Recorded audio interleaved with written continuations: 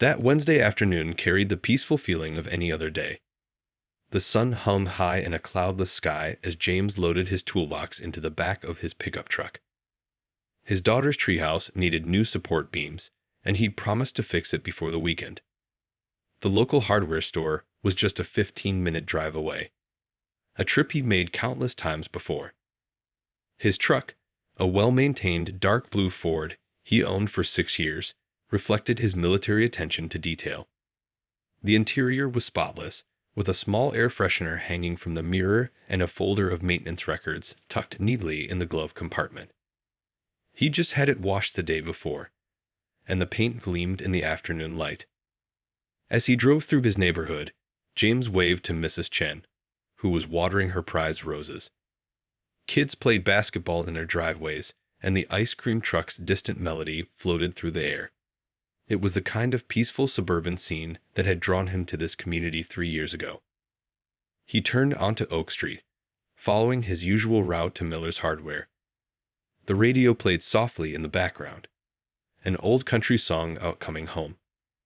James hummed along, thinking about which size brackets would work best for the treehouse repairs.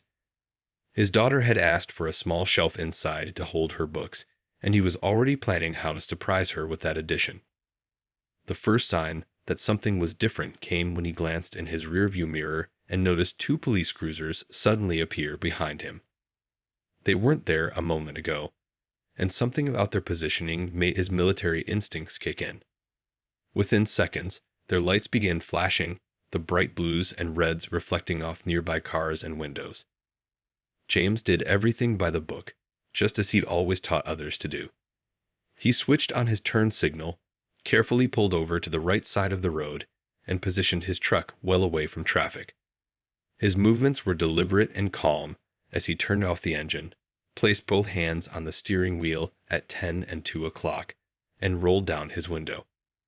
Through his side mirror, he watched as 4 officers emerged from their vehicles. Their hands rested on their weapons, and their movements suggested they were approaching a high-risk situation. James's heart rate picked up, not from fear, but from the surreal nature of the moment. Here he was, less than 2 miles from home, being approached like he was a dangerous suspect. The afternoon sun felt suddenly warmer, and time seemed to slow down. He could hear the officers' boots on the pavement, the crackle of their radios, and the passing cars slowing down to observe the scene. In his mind, he ran through his military ID, driver's license, and registration, all properly stored in his wallet and glove compartment. A young couple walking their dog on the sidewalk stopped to watch. More cars began to slow down, creating a small traffic jam.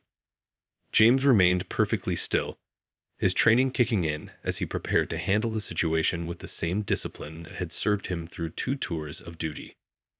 The lead officer's voice cut through the air, sharp and commanding, "Put your hands where we can see them." James's hands hadn't moved from the steering wheel, but he raised them slightly higher, making them even more visible. He wanted to reach for his military ID to explain that he lived just 3 blocks away, that he was heading to buy supplies for his daughter's treehouse. But 15 years of service had taught him the importance of following commands in tense situations. Through his open window, he could smell someone's backyard barbecue, hear kids laughing in a nearby yard, and feel the gentle breeze that had made it such a perfect afternoon for home repairs. The contrast between these peaceful suburban sounds and the tension surrounding his truck created a strange disconnect, like 2 different worlds colliding on this quiet street. James took a slow, deep breath, the same way he used to before critical missions. He knew what was coming next, and he prepared himself for it with a quiet dignity that had carried him through far worse situations than this. The next few minutes would change everything, not just for him, but for his entire community. The morning sun peeked through the kitchen window, casting warm shadows across the wooden table where James Richardson sat with his favorite coffee mug. Steam rose from the dark liquid, carrying the rich aroma that had become part of his daily ritual since returning home from Afghanistan. The mug itself, decorated with the Marine Corps emblem, had seen better days. its surface marked with tiny chips that told stories of countless mornings just like this one. At 42, James carried himself with the kind of quiet confidence that came from years of service. Even in his comfortable home clothes, a worn navy blue t-shirt and gray sweatpants, you could spot the military bearing in his straight shoulders and alert eyes. His friends often joked that you could take the man out of the Marines, but you couldn't take the Marines out of the man. The kitchen walls held memories of his 15 years in service, photographs arranged in simple black frames, each one telling its own story. There was one from his first day of boot camp, standing proud and nervous in his fresh uniform. Another showed him with his unit in Afghanistan, their faces dusty but determined, arms around each other's shoulders like brothers. But the one that caught most visitors' eyes sat right on the kitchen table, a group photo of his entire unit, taken just days before they lost two of their own. Next to that photo stood a small wooden plaque, its surface polished smooth from years of handling. The words, "All gave some gave all," were carved deep into the wood, each letter filled with golden paint that still shimmered in the morning light. James often traced these letters with his fingertips while lost in thought, remembering faces and voices from years past. His daughter's drawings decorated the refrigerator, colorful crayon masterpieces showing their family, their house, and always, without fail, her dad in his uniform. She'd never seen him wear it, being born after his return, but she knew it was an important part of who he was. Daddy's superhero clothes, she called them, making him smile every time. The kitchen itself was modest but welcoming. A bowl of fresh fruit sat on the counter, apples and oranges his wife had picked up from the farmer's market yesterday. The calendar on the wall was marked with his volunteer dates at the local Veterans Center, where he spent time helping other service members adjust to civilian life. Red circles highlighted the days when he would speak at the community center, sharing his experiences with young people who were considering military service. As James sipped his coffee, his eyes drifted to the window overlooking their small backyard. The tree house he'd built last summer needed some repairs, his weekend project. The sound of birds chirping mixed with distant laughter from neighborhood kids heading to school, creating a peaceful melody that reminded him how far he'd come from the sounds of war. His watch, a simple black digital model he'd worn since his first tour, showed 7:15 a.m. Soon, he'd head to his job at the city's engineering department, where he put his military training and logistics to good use. But these quiet morning moments were sacred to him. They were his time to reflect, to remember, and to be grateful for the life he'd built. The table beneath his coffee mug had its own stories to tell. Small scratches and water rings marked its surface like a map of family histories. Holiday dinners, homework sessions with his daughter, late-night talks with fellow veterans who needed a friendly ear. This table had become more than furniture. It was the heart of their home, a place where memories were made and stories were shared. A gentle breeze rustled the American flag hanging outside the kitchen window, the same flag that had flown over his base in Afghanistan. James watched it wave, its movements as familiar to him as his own heartbeat. This was his America, his home, built on service, sacrifice, and the simple joy of peaceful mornings with a hot cup of coffee. The afternoon heat pressed down as James heard the command to step out of his vehicle. His mind flashed back to teaching young Marines about staying calm under pressure. Those lessons now echoed in his own head as he responded in a clear, steady voice. "Yes, sir. I'm going to move slowly and keep my hands where you can see them." As he carefully opened the door, the familiar creak of its hinges seemed unusually loud in the tense atmosphere. His boots touched the pavement with deliberate care, each movement measured and visible. The weight of 4 sets of eyes and their hands hovering near their weapons made every motion feel like walking through deep water. "I am a United States Marine Corps veteran," James stated calmly, his voice carrying the same authority he used to lead troops through combat situations. "My military ID is in my wallet, and I live 3 blocks from here on Maple Drive." The sun glinted off one officer's badge as he stepped closer, his young face tight with what looked like a mixture of tension and uncertainty. The lead officer's response came sharp and fast. "Keep your hands up and turn around slowly." James complied, the same way he taught his fellow Marines to handle checkpoint procedures. As he turned, he caught glimpses of the growing crowd. Neighbors walking their dogs, a mail carrier paused on his route, cars slowing down to watch the scene unfold. The cold metal of handcuffs clicked around his wrists, and James felt an all too familiar surge of adrenaline. It wasn't fear, he'd faced far worse in combat, but rather a deep awareness of how quickly situations could spiral out of control. He focused on his breathing, just like he used to during long nights on patrol in Afghanistan. In, out, steady and controlled. "There's been a report of a similar vehicle involved in an incident," one officer explained, though his voice carried a note of uncertainty. James nodded, maintaining his composure. "I understand, sir. My registration and insurance are in the glove compartment. I was heading to Miller's Hardware to buy supplies for my daughter's treathouse." The ordinary nature of his errand hung in the air, contrasting sharply with the extraordinary situation he found himself in. A child's bicycle bell rang somewhere down the street, and the ice cream truck's melody still played faintly in the distance. These normal suburban sounds made the scene feel even more surreal. The minutes ticked by slowly as officers ran his plates and checked his ID.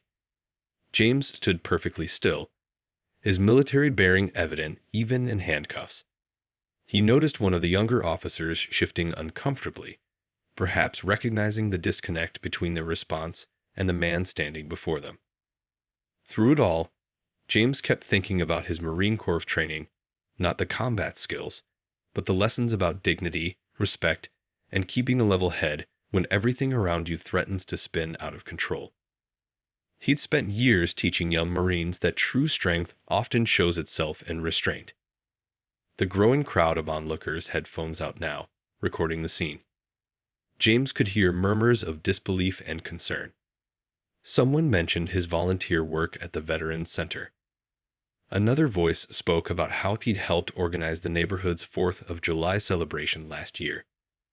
23 minutes felt like an eternity when standing handcuffed on your own neighborhood street. James used the time to mentally recite the Marine Corps values: honor, courage, commitment. These weren't just words to him.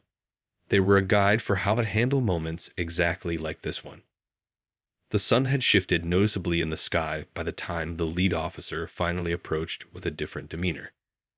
The verification of James' identity had come through, along with his spotless military record and his community standing. As the handcuffs were removed, James rolled his shoulders gently, working out the stiffness while maintaining his dignified composure. What struck him most wasn't the discomfort or the embarrassment, but how this moment would affect his community, his fellow veterans, and most importantly, his daughter. He knew that how he handled these next few minutes would matter more than the previous 23. This wasn't just about him anymore. It was about setting an example of how to face injustice with dignity and strength. Word spread through the neighborhood like a gentle ripple becoming a wave. It started with the teenagers who first captured the scene on their phones, their quick thumbs sharing videos across social media.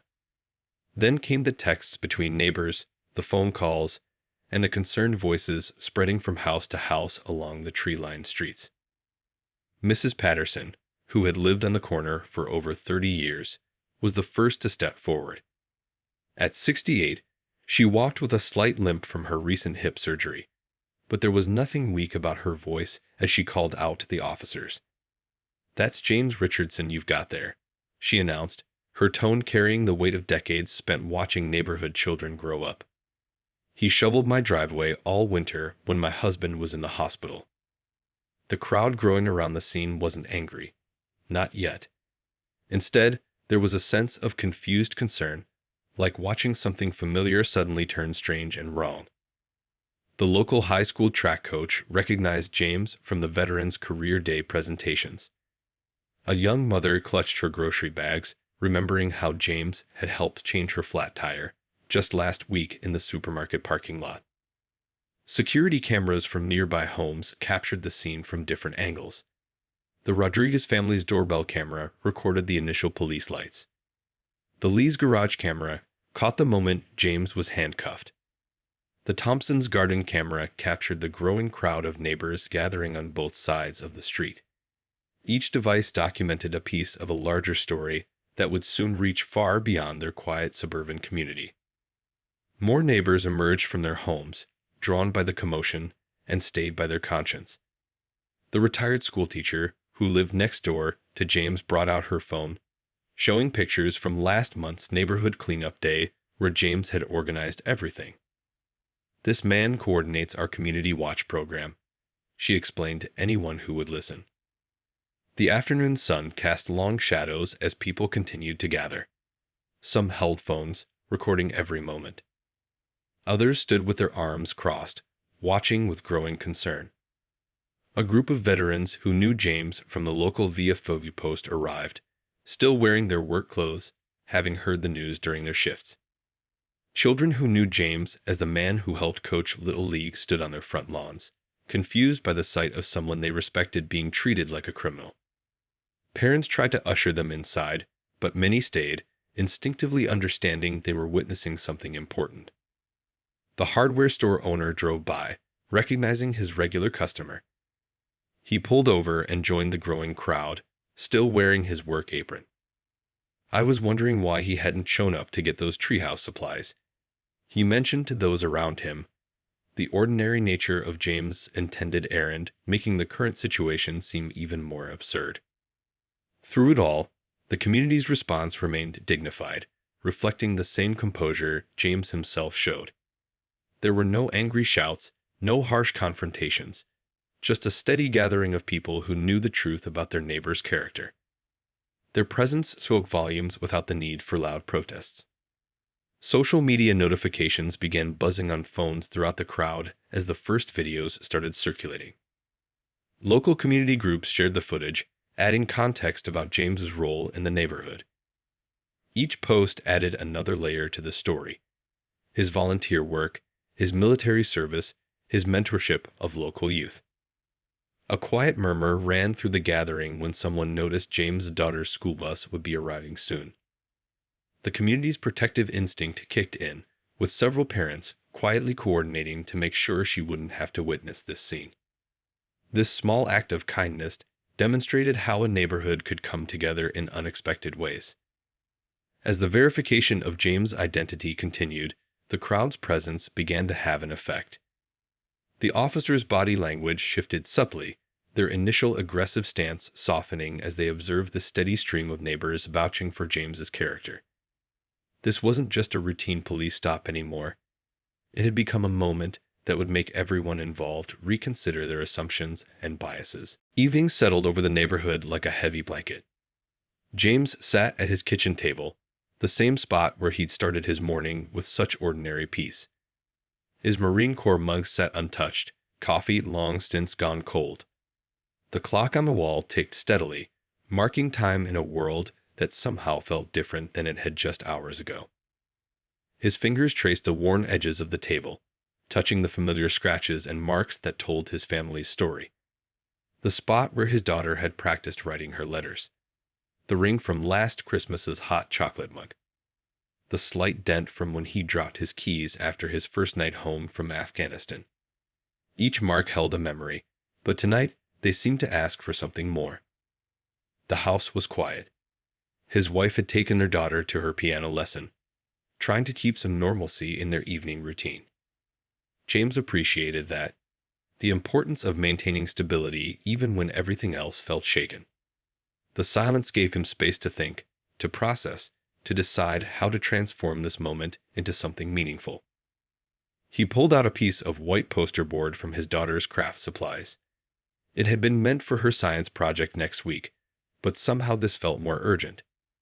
The blank surface stared back at him, waiting. James reached for a black marker, uncapping it with the same deliberate care he'd shown in every military briefing he'd ever given. His hand was steady as he began to write. Each letter was clear and purposeful, not rushed or angry. The words came from a place of wisdom rather than bitterness, drawing on years of leadership experience and the deep understanding that real change starts with reaching out rather than pushing back. "Before you see my color, see my service," he wrote, the marker's soft scratching sound filling the kitchen. These weren't just words. They were a bridge between his past experiences and the future he hoped to build. "Before you see a threat, see a neighbor." The second line flowed from the first, carrying the weight of community and connection. The final line took the longest to write, not because the words were difficult, but because they carried so much meaning. "Before you draw your weapon, draw on your humanity." James sat back, looking at the message. It wasn't a protest sign or an angry declaration. It was an invitation to something better. Through the kitchen window, he could see his American flag moving gently in the evening breeze. The same flag he'd saluted countless times, the same colors he'd worn on his uniform through 2 tours of duty. Its meaning felt both more complex and more important than ever before. He stood up, marker still in hand, and walked to the drawer where he kept his military photos. Selecting one from his last deployment, showing him in full uniform, leading a humanitarian mission. He knew this image would add context to his words. It wasn't about proving his worth. It was about building understanding. The kitchen table had always been more than furniture. It was where his family shared meals, where his daughter did homework, where neighbors stopped by for coffee and conversation. Now it had become something else, a place where truth could be spoken quietly but firmly, where change could begin with simple words written from the heart. As James prepared to take his message outside, he glanced at his reflection in the kitchen window. He saw not just a veteran, not just a neighbor, but someone who could help bridge the gaps in his community. The porch light was already on, ready to illuminate not just his words, but the path forward. The evening air felt cooler now as he stepped onto his front lawn. Moths danced around the porch light as he carefully positioned the sign, making sure it was visible from the street. He added the military photo beside it, then stepped back to consider the impact. The message wasn't just for those who had wronged him today. It was for everyone who might pass by, everyone who needed to be reminded of our shared humanity. The first photo of James's sign appeared on social media at sunrise. A jogger passing by had stopped, struck by the powerful message glowing under the porch light.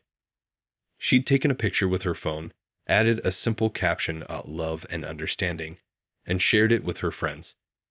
By breakfast time, the image had already traveled far beyond their small community. Local news crews arrived by mid-morning, their vans parked respectfully at a distance. They didn't need to get too close. The message spoke clearly across any distance.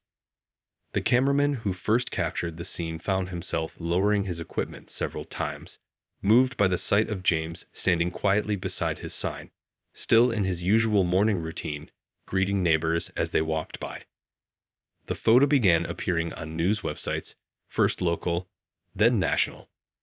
What caught people's attention wasn't just the words, but the context. The carefully maintained American flag flying above, the military service photos displayed alongside, the obvious care someone had taken to make this statement not in anger, but in hope. Veterans groups from neighboring districts started sharing the image in their online forums. Soon, messages of support poured in from service members across the country. Each one added another layer to the story, their own experiences, their own hopes for change, their own belief in the power of dignity over division. A retired police sergeant from 2 towns oversaw the photo and recognized something important in its message. She contacted her former department, suggesting they use this story in their training sessions. "This is how we build bridges," she told them, pointing to the simple but profound words on the sign. Other police departments began reaching out, asking to use the image and story in their community relations programs. The local Veterans Center, where James had volunteered for years, became a gathering point for community discussions. People would stop by, drawn by the photo they'd seen online, and end up staying for hours, sharing stories and perspectives they'd never voiced before. The center's usual coffee pot couldn't keep up with the increased visitors, but nobody seemed to mind. What made the image particularly powerful was its quiet dignity. There was no shouting, no angry demands, just a simple truth expressed by someone who had served both his country and his community. The military photos beside the sign showed James in various humanitarian missions, building schools, helping communities, living the values he now asked others to remember. Teachers in nearby schools began using the story in their social studies classes, sparking discussions about citizenship, service, and the true meaning of community. One high school teacher later said that she'd never seen her students so engaged, so willing to listen to different perspectives and share their own thoughts. The local paper ran a feature story, not just about the incident, but about the conversations it had started. They interviewed neighbors who described how James had always been there for the community, helping elderly residents during snowstorms, mentoring young people interested in military service, organizing neighborhood watch programs that brought people together instead of driving them apart. Social media continued to spread the message, but something unusual happened. Instead of angry arguments in the comments, people shared their own stories of bridge building and understanding. Veterans posted photos of themselves with their communities. Police officers shared moments of connection with the people they served. Each share added another ripple to the expanding circle of impact. Law enforcement officials from surrounding areas began reaching out, not to defend or explain, but to learn. They wanted to understand how to better serve communities, how to see the person before the preconception, how to draw on their humanity in tense moments. James's simple message had opened a door that many were ready to walk through. The original incident could have ended with anger, with protests, with deeper divisions in the community. Instead, James's response transformed it into something else, a moment of teaching, of growth, of coming together. His quiet dignity proved more powerful than any shout, his measured words more lasting than any confrontation. 3 months after that life-changing afternoon, James's kitchen table had taken on a new role in the community.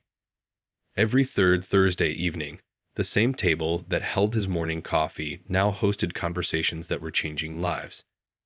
The scratched wooden surface had become a place where barriers broke down and understanding grew, one cup of coffee at a time. Tonight's meeting brought together an unusual group. 2 of the officers from that day sat across from James, their uniforms replaced by casual clothes, their badges left at home. The younger one, Officer Thompson, nursed a cup of coffee while sharing his own journey of realization.